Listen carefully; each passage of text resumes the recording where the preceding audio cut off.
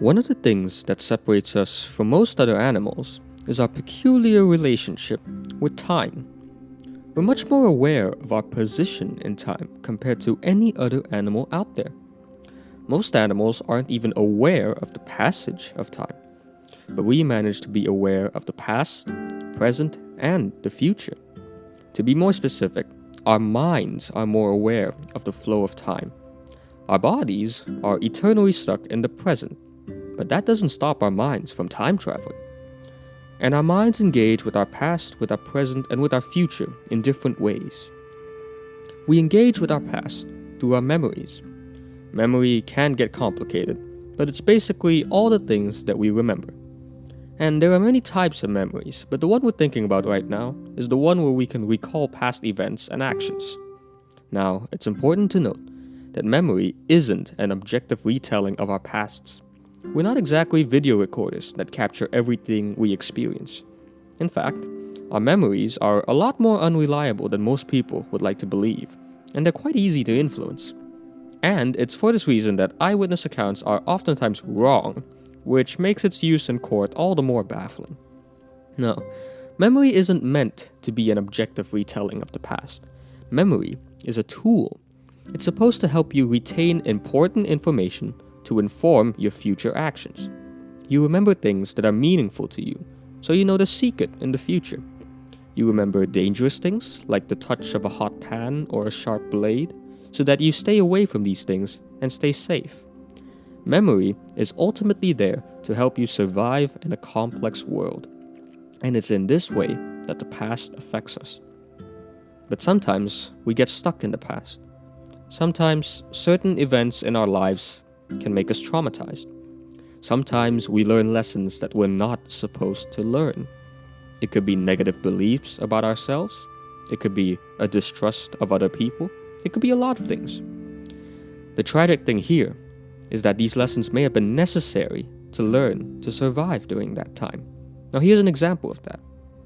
Imagine someone with PTSD or post-traumatic stress disorder. Her PTSD, and I say her because women are more likely to develop PTSD than men, came from an abusive household where her parents were very volatile and unpredictable.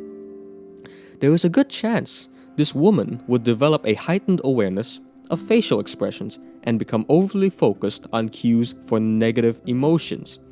The reason she develops this is because this was a skill that she needed in order to survive within that abusive household. She needed to be aware of when her parents weren't in a good mood. She needed to be alert at all times because she needed to be prepared for danger. It's sad to say, but that was a necessary skill to have in that situation. And she'd be doing this unconsciously. It wouldn't be something they were thinking about. Now, as she interacts with the regular world, she sees more negative cues for negative emotions than most other people do. It's important to note that our facial expressions aren't singular. It's better to think of our face as conveying multiple different emotions all at once, but with varying degrees for each. Now, the average person would notice the emotion that's most apparent in a facial expression. But the lady we've been talking about would pick up on the most negative emotion within a facial expression, and she'd be doing this unconsciously. That's what she had to do to survive, and now she's become overly sensitive to any cues of negative emotions. You can imagine how this affects her social interactions. It's hard to interact with people you find untrustworthy, even unconsciously, and others will end up picking up on this too. It's in this way that trauma bleeds out and affects other aspects of our lives. That's grim stuff right there, but let's turn to the future for now. We engage with the future with our thoughts and our goals. Our ability to visualize and think of future scenarios is, again, a tool. We can think up scenarios so that we don't have to do it ourselves. Think of running a simulation in your head. It's much less costly than actually going out and doing something. Even something as mundane as daydreaming can often be reduced to some sort of simulation of our future or our past selves.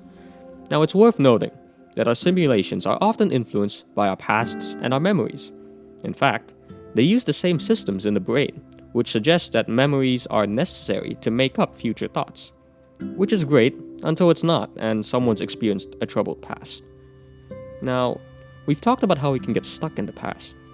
Let's think about how we can get stuck in the future. This manifests itself as anxiety. Now, if you examine any of your anxious thoughts, what you'll find is that anxiety is very much future-oriented. The cause of your worries do not lie in the past or the present. It's actually in the future. Take any simple thought. I'm gonna fail this test. I'm going to die soon. Whatever it could be. Notice that that's future-oriented. Anxiety is a hijacking of your future simulations, and it only shows you the absolute worst scenarios you can think of. And notice, that's not necessarily a bad thing. You need to know if something's going to go horribly wrong or not in the future. Anxious thoughts are, again, another sort of tool. It tells us what not to do. But in the case of anxiety disorders, this tool is being excessively used and in the wrong situations. You can't use a hammer when you need a screwdriver. So, we have PTSD in the past and anxiety in the future. We're influenced by things in the past and we worry for the future. What can we do about it? Well, the answer lies in the present. If we can bring our minds to the present, we take it out of the past and the future. Now think of how helpful it is when you switch environments. You are much more likely to not snack on things if you stay out of the kitchen.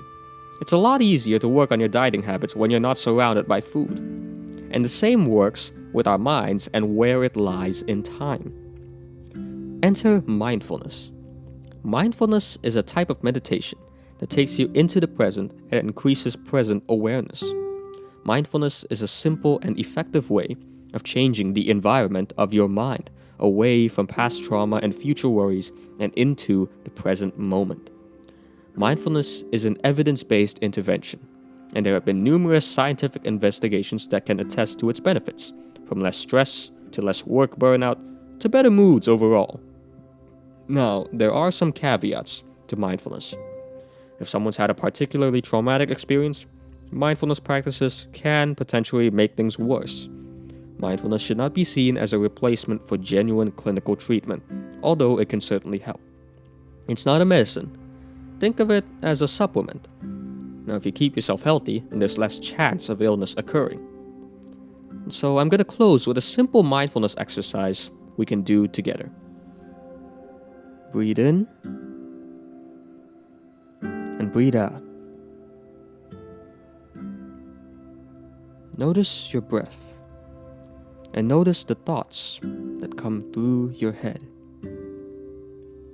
The goal is not to eliminate all thoughts in your head. The goal is to simply be mindful of the present, of your thoughts, and of your breathing. Feel the air come through your nose and into your belly. Breathe in and breathe out. Feel your heart beating and the blood flowing all throughout your body.